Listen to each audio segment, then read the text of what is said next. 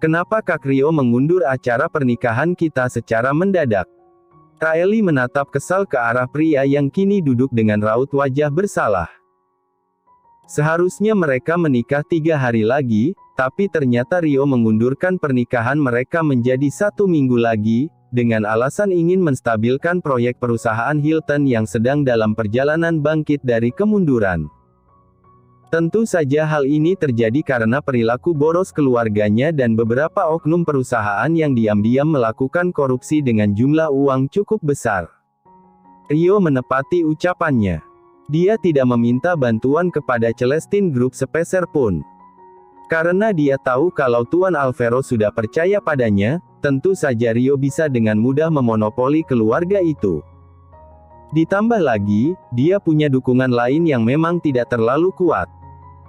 Namun, setidaknya bisa mengelabui Tuan Hilton untuk sementara waktu. Sabar sayang. Aku sedang berusaha membuat pernikahan kita berjalan lancar.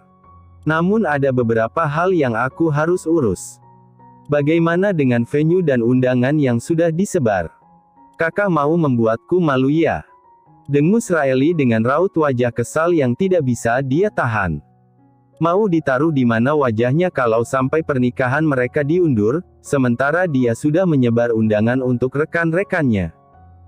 Mengingat mereka sudah seharusnya menyebarkan undangan tersebut. Kamu tidak perlu mengkhawatirkannya sayang. Karena aku sudah mengurusnya dengan baik. Undangan aku tahan untuk tidak disebar.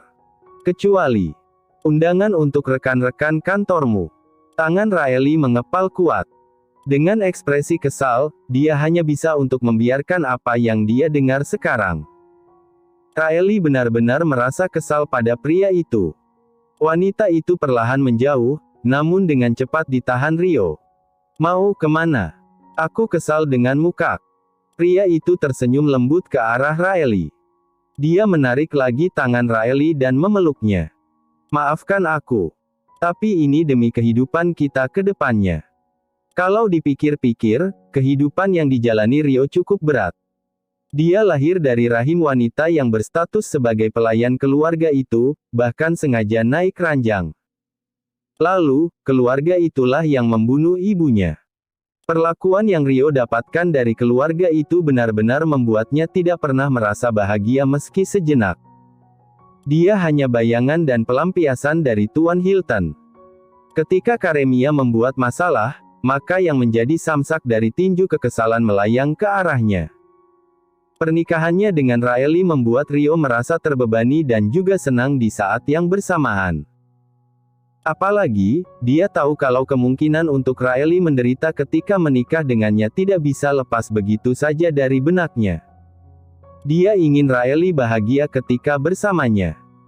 Namun, status Rio masih rawan, dan dia harus menarik lagi kepercayaan Tuan Hilton agar dirinya bisa memegang kendali penuh atas perusahaan keluarga Hilton yang hampir hancur. Dalam keheningan yang menyelimuti di malam hari, Riley akhirnya bisa menerima, dan mungkin harus menahan malu karena pernikahan yang ditunda. Baik kalau itu yang Kak Rio mau.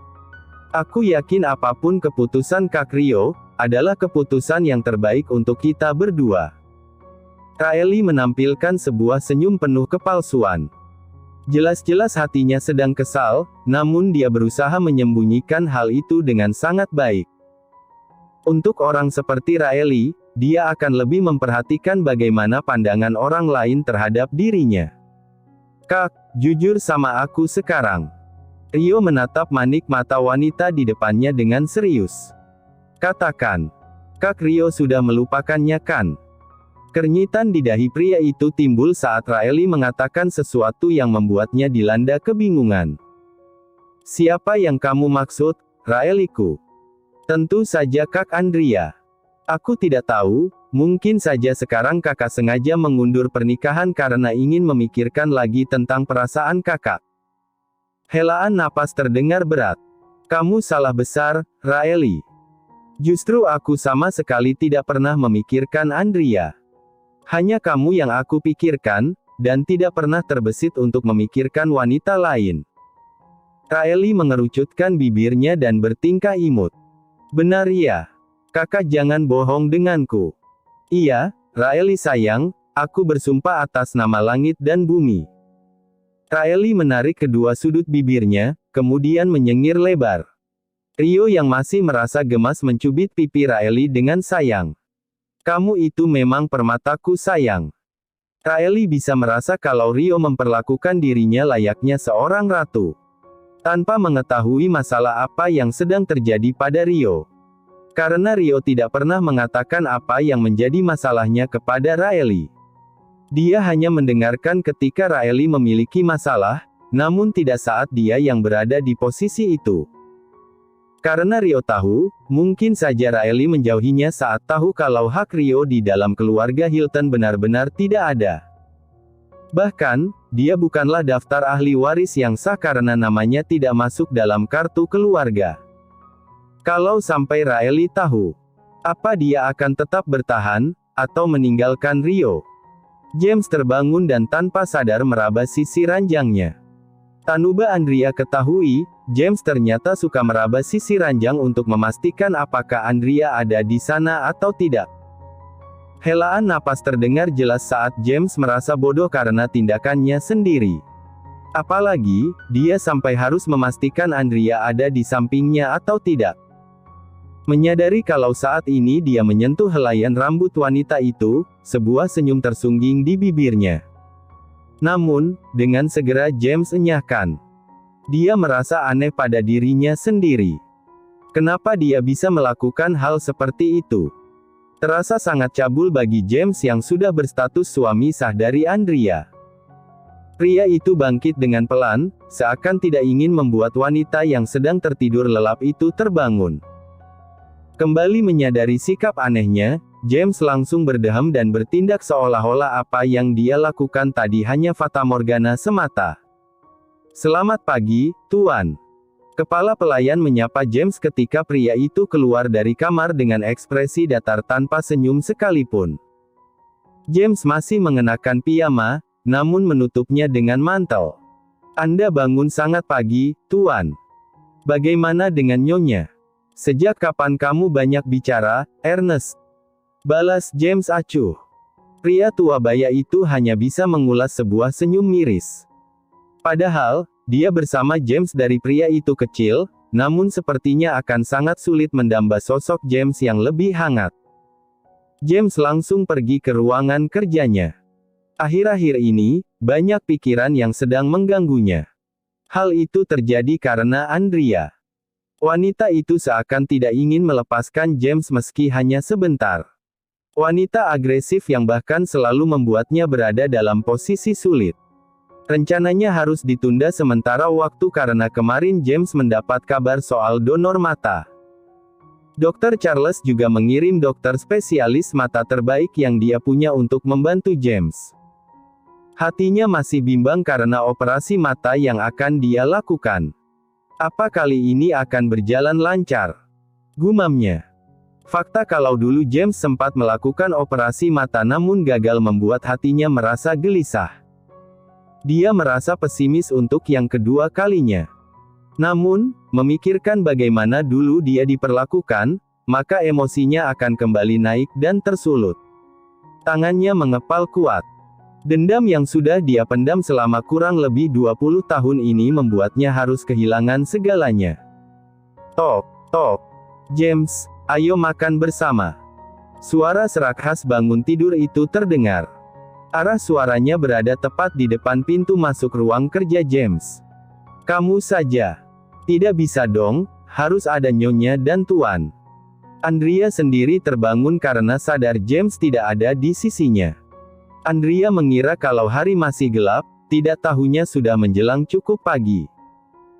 Dia bertemu dengan Pak Ernest saat keluar kamar, tanpa pikir panjang Andrea segera menanyakan keberadaan James, dan Pak Ernest mengatakan kalau James baru saja pergi ke ruang kerjanya. Tidak disangka, suami tampannya itu memang sedang berada di sana sembari menyentuh buku braille yang ada di tangannya.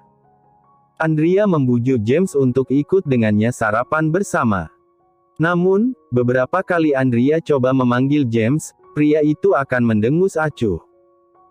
Karena baginya, dia sudah memberikan jawaban untuk Andrea, namun wanita itu saja yang keras kepala. "James, ayo sarapan bersama." "Tidak mau, kamu saja.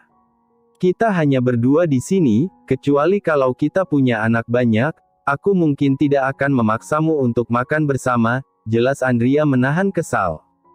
"Ayo sarapan dulu." Entah sudah beberapa kali Andrea meminta James untuk ikut, namun lagi-lagi dia menolak tanpa alasan yang jelas. "Kamu banyak bicara. James, ayo. Aku yang menarikmu paksa atau kamu akan tetap ikut dan jalan sendiri?" ancam Andrea. James menghela napas sebelum bangkit dari tempatnya. Wanita di hadapannya ini benar-benar tidak kenal takut. Baru saja mereka hendak menjauh, tiba-tiba saja Andrea merasa geraknya semakin licin dan hampir terjatuh kalau saja dia tidak berpegang pada James. Pria itu tampak dengan sigap memegang tangan Andrea karena merasa wanita itu mendekat ke arahnya. "Hati-hati, perhatikan langkahmu. Karena pelayan baru saja mengepel lantai ini." Ekspresinya khawatir, bahkan tangan yang semula menyentuh dengan meraba itu mulai menggenggam tangan Andrea. Andrea tertegun sejenak. Dia masih tidak percaya kalau pria yang baru saja berucap dengan sangat lembut dan perhatian ini adalah suaminya. Lucu sekali, ya. Andrea begitu bahagia hanya karena James terdengar perhatian dan memperlihatkan wajah khawatirnya. Apakah ini pertanda kutub James akan mencair? Andrea menatap keluar jendela. Tidak disangka kalau hujan begitu lebat mengguyur wilayah mereka dari siang sampai menjelang malam. Hatinya mendadak gelisah, cemas, dan khawatir ketika belum kunjung menemukan keberadaan James di rumah. Seharusnya hari ini Andrea pergi untuk mengawasi proyek Liam, namun Pak Andre tiba-tiba saja meminta pergantian hari, karena 2 hari ke depan dia izin untuk sementara waktu karena masalah keluarga. Mau tidak mau, Andrea harus mengizinkannya. Andrea keluar dari kamar dan trying menunggu di ruang tengah. Anggi memberikannya camilan dan minuman hangat ketika merasa suasana saat ini cukup dingin. "Pasti sebentar lagi Tuan datang, Nyonya." Anggi seakan tahu kalau sekarang Andrea sedang duduk gelisah sembari memegang secangkir teh hangat yang sengaja diberikan. "Kamu ini tahu saja apa yang sedang aku pikirkan," ujar Andrea. "Tentu saja saya sangat tahu, Nyonya. Anda begitu merawat dan menyayangi Tuan." Baru saja Andrea akan membalas, Pak Ernest datang dengan tergesa. Dia mengabari Andrea kalau sekarang James berada di rumah sakit, dan meminta Andrea untuk tidak menanti Tuan untuk kembali. Hal itu bukannya membuat Andrea tenang, justru semakin panik. Apalagi, dia tahu James punya trauma pada hujan. Entah apa yang membuat James memiliki kondisi trauma seperti itu. Tanpa pikir panjang, Andrea bangkit dari tempatnya. Pak Ernest sudah berulang kali mencoba memanggilnya agar kembali, mengingat dia sangat tahu Andrea mungkin saja akan menyusul James ke rumah sakit. "Ditra, tolong ambilkan mantelku." Tita Andrea. "Nyonya, Anda tolong tenang. Tuan tidak apa-apa. Hanya saja untuk malam ini Tuan tidak akan kembali." "Tidak bisa. Aku harus pergi ke sana dan melihatnya langsung. Jangan coba-coba untuk menghalangiku," tegas Andrea. Hal itu membuat pria tua baya yang kini mencoba untuk menahan Andrea pergi menghela napas. "Tolong dengarkan saya, Nyonya, karena Tuan sudah ditangani oleh pihak yang profesional. Kelvin juga menghubungi saya meminta untuk menjaga Nyonya agar tidak pergi ke sana." "Kelvin? Berani-beraninya dia menyuruhku untuk diam." Rasa kesal Andrea memuncak begitu saja. Pria tua baya itu sedang mengusahakan banyak cara agar Andrea tidak menemui James dan pergi menembus hujan lebat ke rumah sakit. Bukan hanya mengkhawatirkan perintah tuannya, Pak Ernest juga mengkhawatirkan nyonyanya. Ditra datang membawakan mantel seperti yang diperintahkan. Lalu, Andrea segera memakai mantel tersebut sebelum Pak Ernest mungkin saja mengambil mantelnya. "Nyonya, tolong dengarkan Pak Tua ini. Anda keras kepala juga, ya. Meskipun hal itu tidak mengherankan lagi karena Anda sudah tua," balas Andrea. Dia benar-benar merasa kesal karena Pak Tua itu berusaha menghalang-halanginya untuk pergi. Meski Andrea tahu kalau di luar hujan lebat, memangnya apa yang salah? Toh juga Andrea pergi menggunakan mobil. Nyonya, apa yang dikatakan oleh Pak Ernest memang benar. Anda sebaiknya menunggu Tuan esok harinya, Anggi mencoba memberikan saran. Tidak bisa. Besok aku akan pergi selama 2 hari. Andrea mengingat dengan jelas besok dia akan pergi meninjau proyek sekaligus menjalankan rencananya dengan membawa Ditra. Aku tahu kalian khawatir, tapi percaya saja. Aku pasti akan berusaha untuk melindungi diriku sendiri. Andrea benar-benar terlihat gigih dan tidak terbantah sama sekali. Aku harus bertemu James malam ini juga. Pak Tua itu tidak ada pilihan lain lagi selain mengizinkan Andrea untuk pergi dengan catatan Andrea tidak boleh menyetir sendiri untuk sampai ke rumah sakit. Menerobos jalanan yang mulai sepi karena hujan lebat di malam hari, Andrea mulai memikirkan kembali segala alasan terkait mengapa James bisa trauma pada hujan. Pada akhirnya, rasa penasaran yang membuncah selalu membuatnya terhalang akan sesuatu. Sekeras apapun Andrea mencoba memikirkannya, dia tidak akan pernah menemukan jawabannya. Nyonya, Anda di sini. Kelvin tampaknya tidak bisa menahan rasa terkejutnya ketika melihat sosok nyonyanya berdiri di hadapannya dengan tatapan sengit. Dia tahu kalau sekarang dia akan mendapat amukan dari Andrea karena menghalangi Andrea untuk datang ke sini.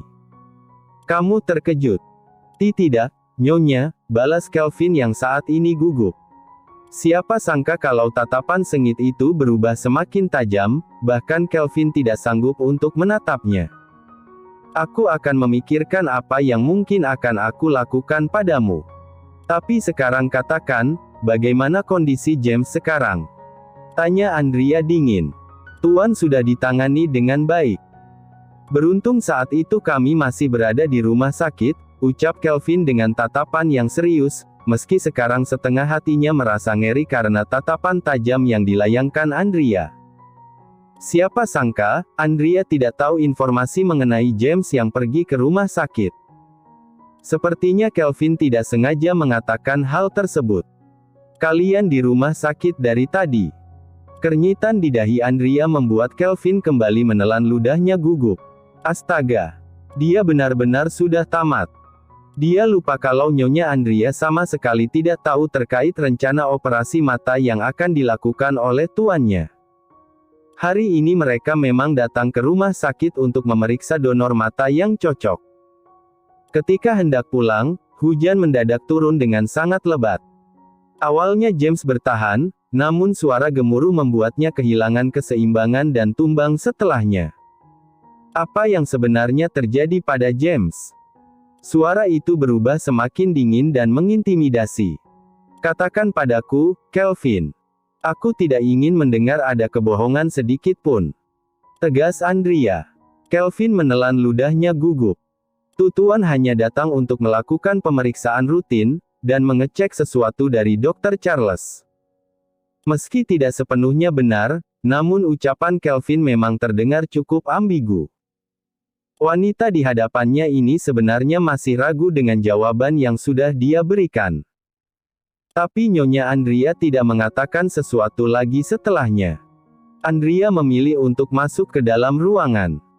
Meski dia masih menimbang-nimbang apa yang akan dia berikan kepada Kelvin. Wanita itu menghela napas jengah. Lagi-lagi seperti ini. Sebenarnya apa yang terjadi padamu, James? Andrea duduk di samping pria itu dengan genggaman tangan yang tidak akan dia lepaskan.